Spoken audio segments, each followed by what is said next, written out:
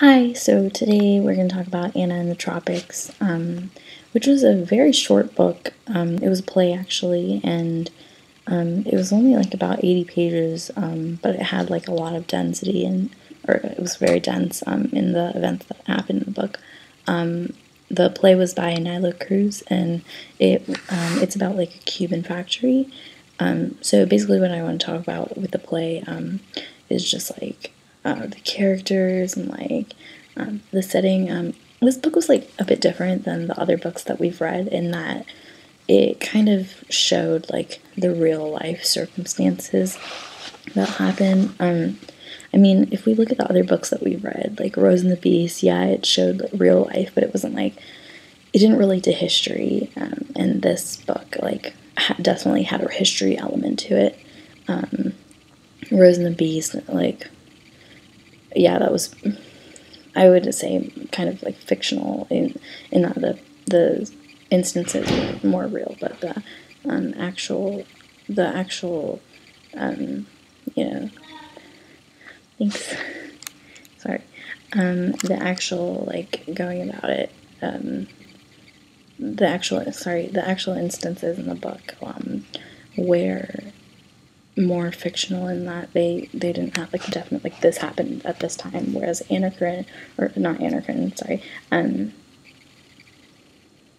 in the Tropics had like that Cuban globalization, modernization aspect to it. So that kind of gave more power to the book, in that like these instances could have actually happened. Instances of this half brother Che trying to take over the factory, and like the things that he does, like shooting the Lecter, and like the problems that he had with the Lecter were just like ridiculous. But basically the Lecter kind of is sort of like an innocent bystander in all of this, because Che is like this greedy stepbrother who wants the factory for his own and just doesn't agree with the Lecter just because, like, only because his wife left him for a Lecter, not this one. Like, this one had nothing to do with it. And that just like kind of showed his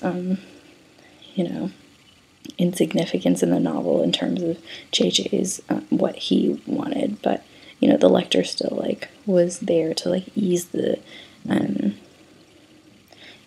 what was actually happening in the real world.